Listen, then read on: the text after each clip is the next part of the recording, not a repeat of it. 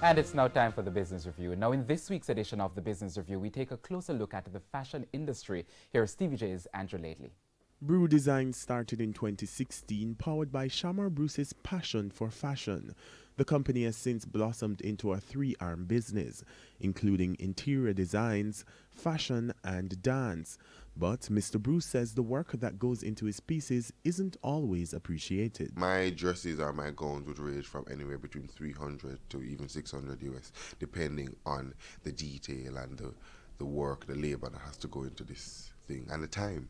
Because a lot of clients come with, last minute haphazard time, and they don't understand that if you're doing something, it's an express cost, you have to pay like an extra for the service. But that doesn't stop the local designer from maintaining a high quality. I have to price myself at comparable rate. So if I'm in a store walking into like a mannequin pieces that their dresses are going for like 80, 75, 65,000. If I'm gonna do a dress that is probably handmade or the detail, that's where the price point I'm gonna put it. And most times I quote myself in US because I'm an international kind of person where I try to compete with international competitors as well. He says the success of his business so far has largely been hinged on his ability to convert basic items of clothing into fashionable outfits. Make do with what you have. That is, fashion is really your expression of self. I mean, I can just literally go into my wardrobe and just take something out and be confident in what you wear. Once you're confident and you say, we are Jamaicans, we literally can sell anything. So once you're confident in what you have on, you're good to go. Confidence is the best outfit, I think.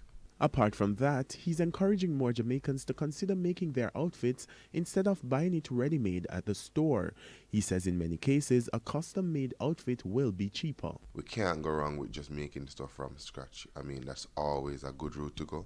You can outsource your fabric, you can find a good tailor or a seamstress and make your stuff. It's way, way cheaper. Like, you can literally get a tailored pant for $1,500 at a tailor as opposed to a $7,500 pant or a $8,000 pant. So you have to just really know what your budget is and live within your means, basically, because you can look trendy and fashionable on a budget. As for those looking for affordable fashion tips, I am a guy on a budget all the time, so I try to find the most thrifty places that I can shop. And like I say, if you are not of the, uptown or Pasanandra kind of thing where you want to shop in like a Havantry, downtown is very cost effective.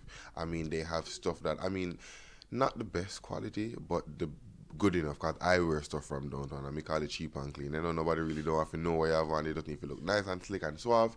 But downtown, Crossroads, places in Havantry are really, really affordable as well. So you just really need to look around. Even as a stylist, my job is really just to walk out the entire, circumference of Kingston to find the cheapest place. Sometimes it's just a little corner shop you find, on a little lane, or it's a guy that you know from somewhere that knows somebody. Andrew Lately, TVJ News.